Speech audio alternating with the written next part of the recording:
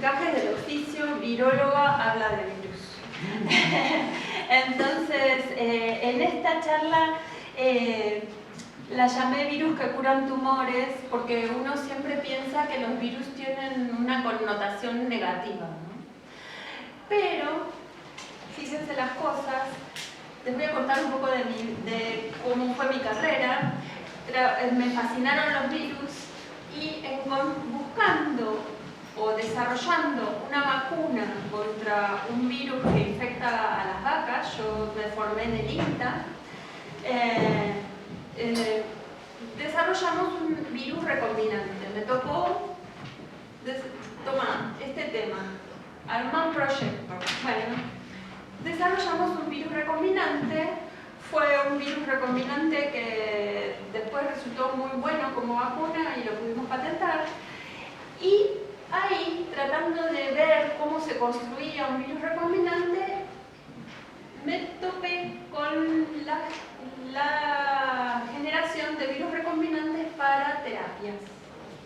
Me pareció fascinante el tema y tuve la suerte de trabajar, de irme, pues decir, no sé si la suerte, porque me fui en la época de la Rúa, pero de trabajar en un laboratorio muy importante que en Estados Unidos en el desarrollo de terapia génica basada en virus recombinantes para tumores cerebrales, para glioma, el glioblastoma. Ese es el tumor que vamos a hablar hoy.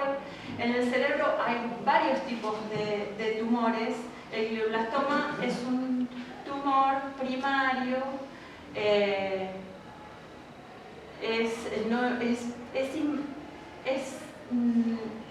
primario y no genera metástasis. Entonces, el individuo, lo que hay que tener en cuenta en el cerebro son varias cosas. El cerebro tiene 2 o 3 características fundamentales. Está contenido en el cráneo. El cráneo no lo deja moverse, inflarse, nada, no puede nada. El cerebro es lo que es y no hay que tocarlo. Bueno, cuando surge un tumor, el tumor empieza a avanzar. Lo que hace es crecer, crecer, crecer y aplasta. Cuando aplasta, inflama. Y ahí empiezan las manifestaciones de qué es lo que pasa.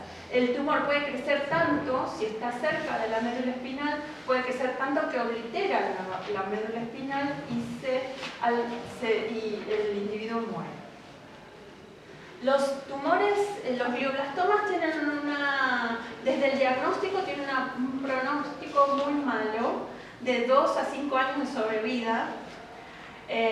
Y bueno, lo que les quiero contar acá es que, bueno, ¿cómo se perciben? Otra vez, el mensaje de la charla es, ustedes saben que el cerebro tiene diferentes áreas, en esta área tenemos la planificación de movimientos complejos, el área motora, la formación de las palabras, la auditiva, la comprensión del mensaje. Bueno, cuando se ve alterada alguna de estas funciones, también es una señal.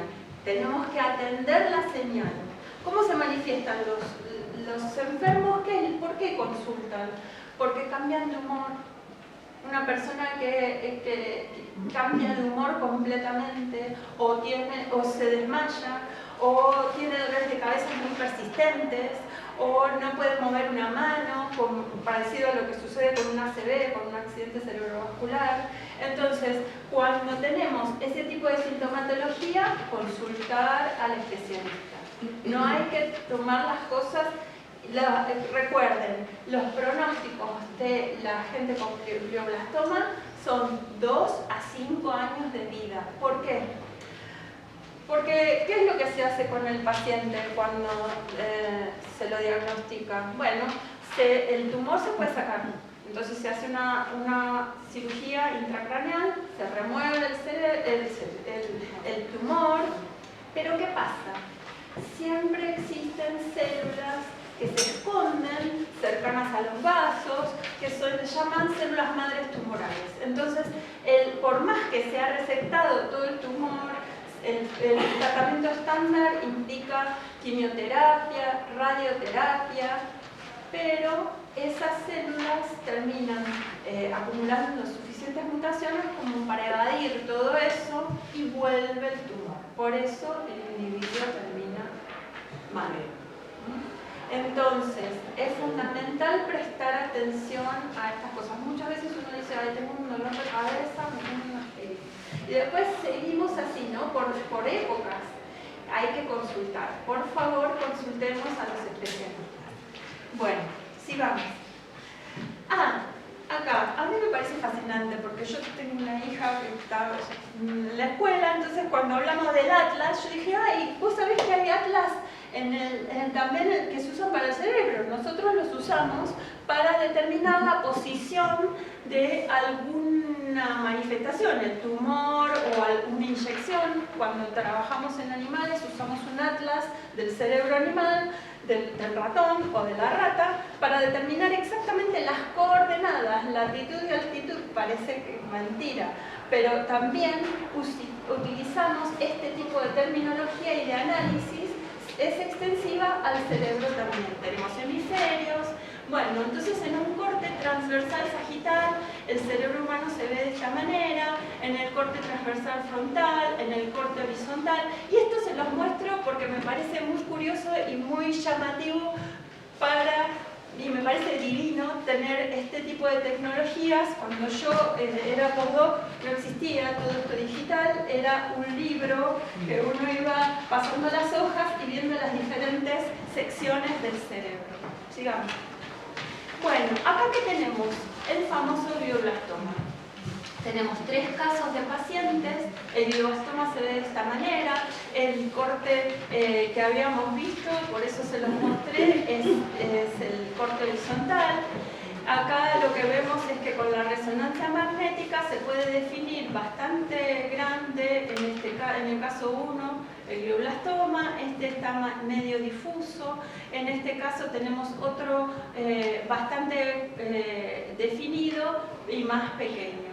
Pero los 3 son de casos de glioblastoma IDH tipo salvaje, porque es una de las mutaciones que se han asociado al desarrollo del glioblastoma en humanos. Bueno, en el caso del laboratorio que les comentaba, trabajamos en el problema del glioblastoma y la solución, como les comenté, fue una terapia génica mediada por adenovirus tipo 5, que llegó también a un ensayo clínico fase 1. ¿Qué son los vectores adenovirales? Así rápidamente la noción es que es como una nave espacial a la que le ponemos la información genética que necesitamos, el gen de la proteína terapéutica que necesitamos expresar.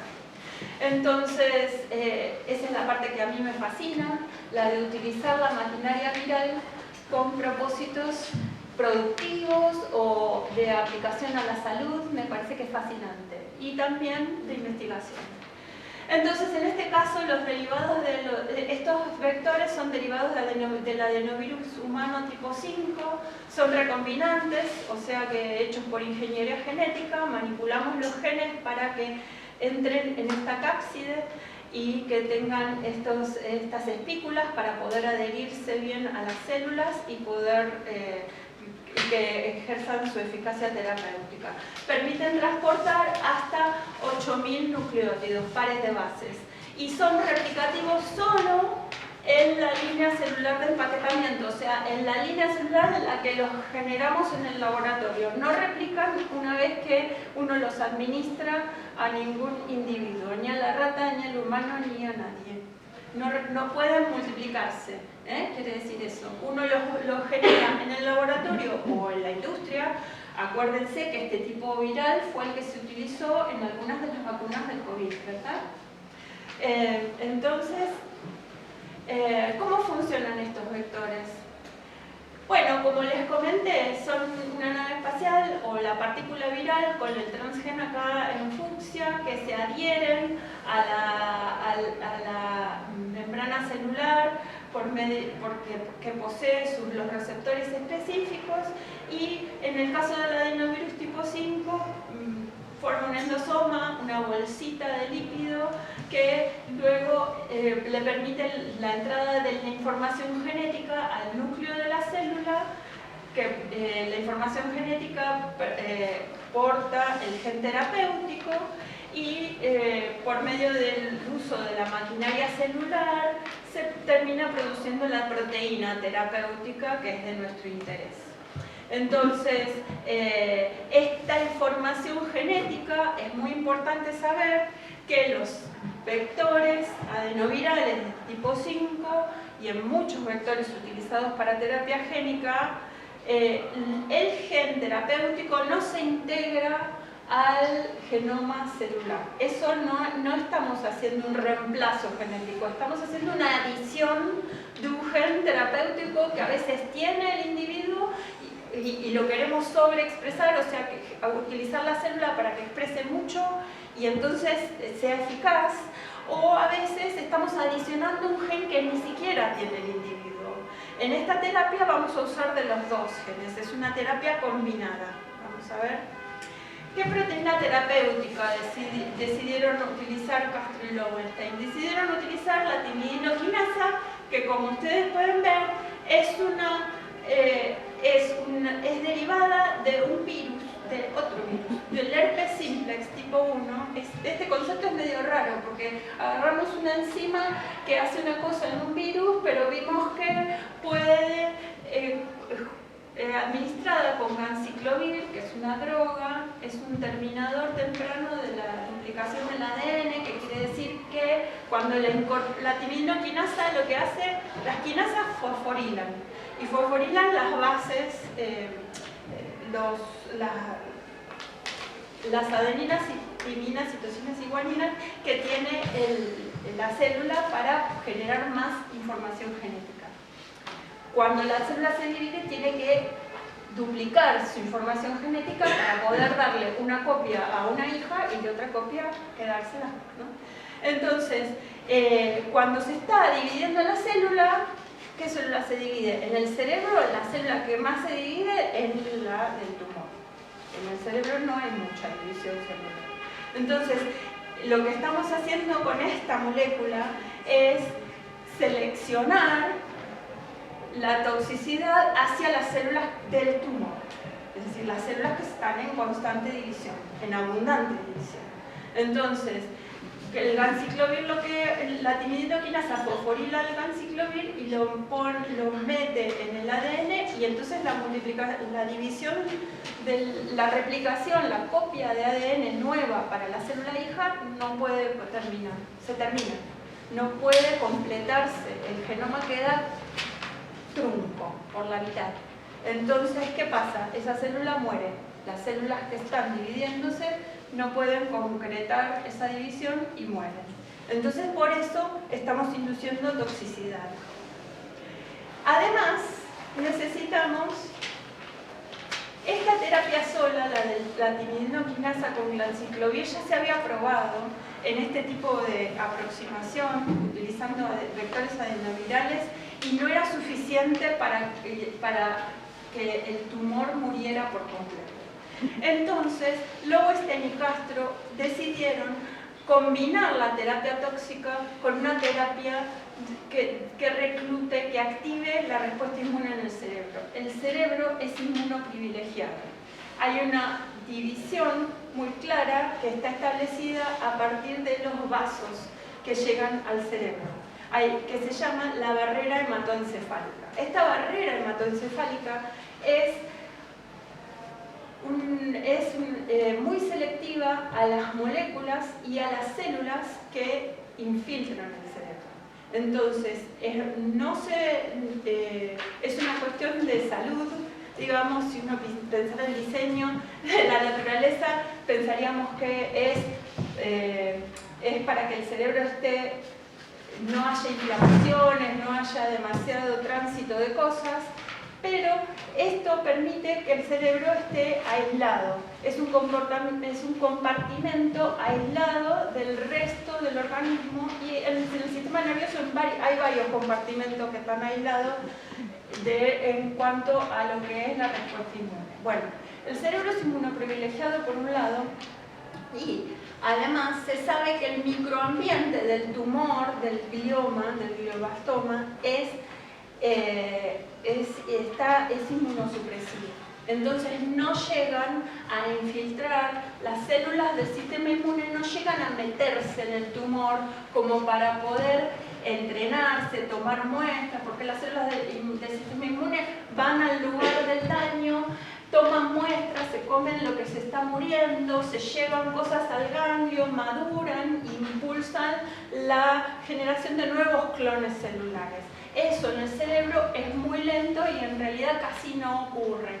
Entonces, lo que Lowenstein y Castro plantearon con esta terapia, utilizando el ligando FMS, la tiroxinoquinasa, este es un gen que sí está en nosotros, es autólogo, pero lo que pretenden con su implementación en un vector es la sobreexpresión y local, es decir, en el lugar del daño, en el tumor que es inmunosupresivo, cambiarle eso, y lo que eso implica es que pasamos de un tumor, lo que se denomina en oncología un tumor frío, donde no hay mayormente una respuesta celular activa, a un tumor caliente con alto infiltrado inmune. Entonces, lo que hicimos fue combinar la terapia, y esto es como los vectorólogos graficamos a los cassettes de expresión de moléculas.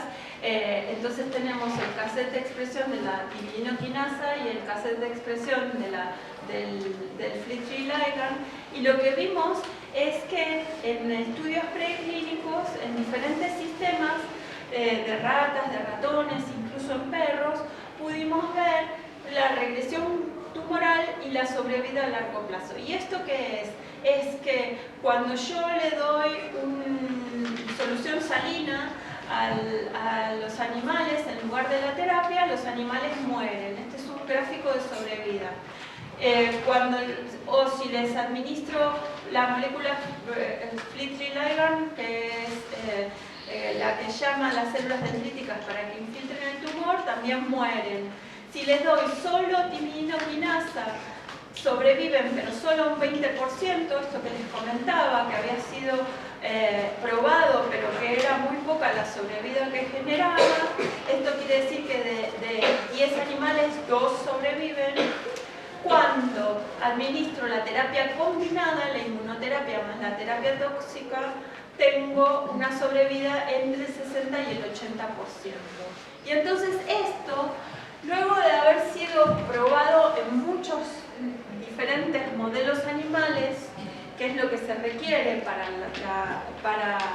bueno, no me quiero adelantar, les quiero mostrar la evidencia de que cuando este es un tumor cerebral en una rata, estos son cortes sagitales de cerebro de rata. Entonces acá lo que vemos, les quiero mostrar cómo un cerebro normal se ve más vale así. Estas son cavidades que son los ventrículos, por acá fluye el fluido, el líquido cefalorraquídeo, que es fundamental para el líquido cefalorraquídeo, aporta nutrientes y se lleva mucho de los desechos del cerebro, y es fundamental la arquitectura de los ventrículos, que la arquitectura se mantenga intacta, además de que fluya este líquido, porque el líquido cefalorraquídeo también nutre las meninges y fluye por el espacio entre la meninge y el cráneo, y es fundamental para la sobrevida del cerebro. Entonces, ¿por qué les digo esto? Porque miren el tumor, miren dónde quedó el ventrículo, todo aplastado. Lo que les comentaba, en el cerebro del humano hay 4 ventrículos también. Acá hay solamente 2. Y el líquido cefalorraquídeo es fundamental. Entonces, cuando la arquitectura del cerebro cambia de esta manera, es muy difícil volver atrás. Estos animales han sido acá se trabajó con un sistema muy astringente, evidentemente, muchas células que multiplican en 5 días después del tratamiento con solución salina, simplemente tenemos este grado de tumor. Acá el NICEL lo que muestra es el tumor bien azul. En los animales tratados, después de 5 días de tratamiento no tenemos tumor, el tumor ha sido eliminado por completo. Y lo que se ve acá, la evidencia, esto lo que muestra es que hay reclutamiento de células inmunes, los CD8 son células T, linfocitos T en el cerebro, y activación de la respuesta inmune en las células de la glia. Entonces, esto es fundamental y además una recuperación de la arquitectura del cerebro, del ventrículo. Además, pobre, me voy por la rama, no tanto, pero también esto en los animales lo que provoca es un cambio comportamental muy importante. El animal en su desplazamiento no usa las extremidades del lado afectado. Entonces es completamente evidente la presencia del tumor ese, y si uno los deja mucho tiempo terminan muriendo, como vimos en las curvas de sobrevida. Entonces, la evidencia lo que había mostrado hasta el momento es que en modelos murinos de cáncer cerebral había regresión tumoral, supervivencia a largo plazo, sólida respuesta de células T, de memoria en numerosos modelos preclínicos y además que el tratamiento con temozolomida, eso está en trabajos que también se publicaron en el laboratorio, mejora la eficacia. Temozolomida es la quimioterapia, ¿no? El quimioterápico. Entonces, ¿qué pasó? Hasta el momento, me acuerdo, Blaustein daba las charlas y decía, estamos muy contentos, pero las ratas se curan del tumor. Ahora queremos ir a los humanos. Bueno, entonces en el laboratorio, y fue muy apasionante participar de todo eso, decidimos lanzarnos al ensayo clínico. Y entonces, ¿por qué les muestro esto? Porque recordemos que el ensayo clínico lleva todos estos años, ¿no? 10 a 15 años, desde que uno identifica qué molécula quiero usar, la empieza a trabajar en el laboratorio, en ensayos in vitro, después en ensayos in vivo, después hace estudios preclínicos que no son exactamente los que se hacen en el laboratorio, sino que se hacen tercerizados, los hicimos nosotros, los diseñamos y analizamos algunas de las muestras y luego pasamos al ensayo fase 1. El ensayo fase 1 en pacientes es el estudio para identificar las dosis, qué dosis son seguras, entonces se analizaron 3 dosis, los efectos secundarios y la farmacocinética o la farmacodinámica. Entonces, ahora les voy a mostrar eso, que la verdad yo estoy súper orgullosa y sigo hablando de esto después de muchos años de haber dejado el laboratorio.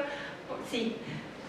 El ensayo clínico fase 1 en pacientes, el planteo de la New Drug Development, se dice Implementation. En 2011 nosotros planteamos todos los papeles para eso. La pila de papeles para plantear ese ensayo en la FDA era alta hasta acá, carpetas y carpetas de documentación. En 2014 fue el primer paciente reclutado. El ensayo llevó 6 cohortes de 3 pacientes cada uno. En cada paciente, eso quiere decir que se repitió 6 veces el tratamiento a 3 individuos cada vez. Eran 3 individuos que se trataban, pacientes terminales, con una cantidad de requerimientos. Y ¿por qué 3 pacientes? Porque se ensayaron 3 dosis. Entonces,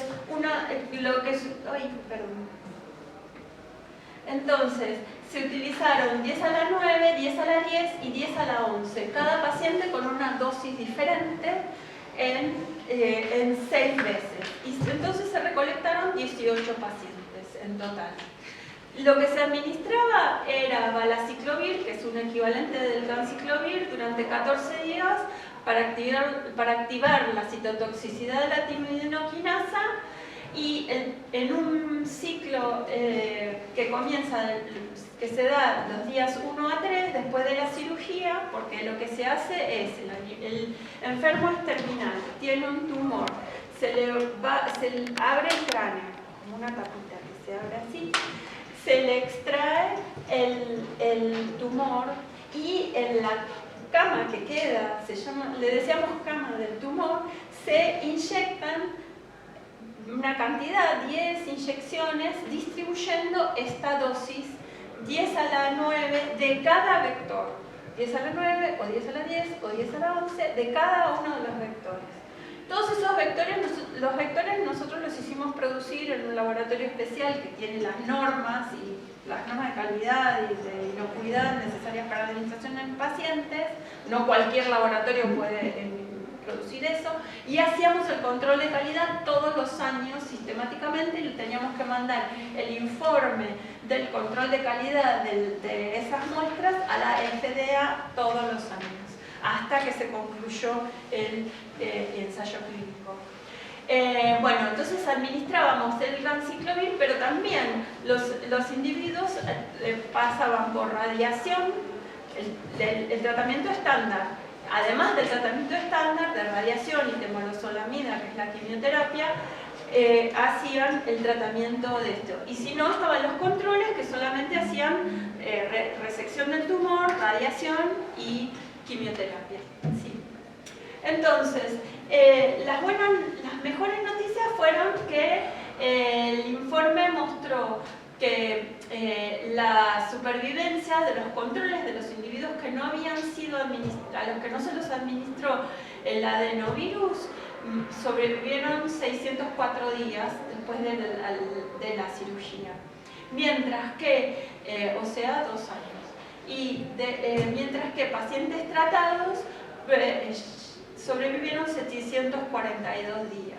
Esto, más que hablar de un efecto terapéutico, los vectores no buscábamos efecto terapéutico, lo que se buscaba era ver si había toxicidad. Acuérdense que estamos en un ensayo fase 1, ver cuál es la dosis tolerable, si hay efectos colaterales no deseados, y lo que sí además pudieron ver es que cuando los individuos lamentablemente morían, se hacía las secciones del cerebro se analizaron y se vio el reclutamiento de células inmunes al cerebro. Entonces, acá es cuando Lowenstein dice que por primera vez se demostró la reprogramación del sistema inmunológico del cerebro para reconocer gliomas, y que se vio que era seguro. Así que estas son las conclusiones de este trabajo. Así que